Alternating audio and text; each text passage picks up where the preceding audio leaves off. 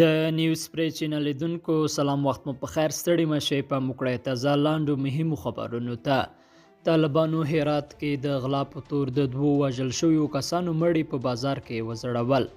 طالبانو د دوه سړیو مړي چې د غلا په تور وژل شوي وو پرون له غرمې وروسته د هرات د اوبو ولسوالۍ په بازار کې زړولي دي. په هرات کې د طالبانو د ولي مرستیال مولوي شیر احمد ازدی روډي ته ویل چې دغه دوه کسان په اوبو ولسوالۍ کې وکور ته د غلا په نیت ورغلي وو او د کور د مالک لخوا وژل شوي. هغه زیاته کړه چې د دغو تورنو کسانو جسدونه نورو ته د عبرت په خاطر زړول شوي، خو په خواله رسنیو په عکسونو کې ښکاري چې د دریو تنو مړي زړول شوي. تېره اونۍ هم طالبانو په هرات ښار کې د سړي تښتونې په تور د څلورو وژل شویو کسانو جسدونه زړولي وو. بل لور ته د جلغوزیو تولیدونکو اتحادیه وایي حکومت د جلغوزیو پر قاچاق بندیز ولګوي.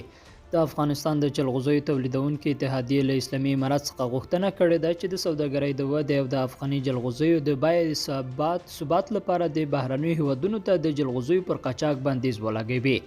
یا د اتحادیې د یوې اعلامیې په خپرولو سره ویلي چې په اوسنیو سختو اقتصادي شرایطو کې دوی پلان لري چې بهرنیو هیوادونو ته د تیر په څیر یو ځل بیا خپل صادرات پیل کړي.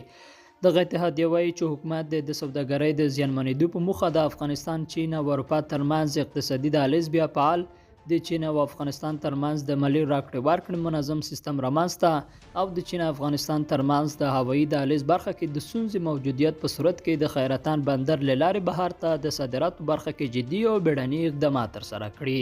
کندوز کې ښوونځیو ته د نجونو تګ اروپایي ټولنه وایي وروستی ګام ستایو د لا پراختیا په تمه لرو. اروپایي ټولنې په کندوز کې د نجونو د متوسطه ښوونځیو د پرانیستلو هرکلی کړی دی. اروپایي ټولنې په تضاد څرګندونو کې ویلي چې په کندوز کې د متوسطه دورې د ښځینه زده کوونکو پر مخ د ښوونځیو پرانیستل کېدل یو مثبت او غوره ګام دی چې دوی هرکلی کوي. او د فرانسې ولسمشر ایمانوئل ماکرون د جیشل هیوادونو غړو څخه غوښتي چې د افغانستان د نوي حکومت پر رسمیت پیژندلو لپاره باید د ټولو غړي هیوادونه په یوه خوله د نوي حکومت خپل غوښتنې ولري او وروسته ټول ګډ دریځ اعلان کړي. لیدونکو له ملتیا مننه، ښې چارې.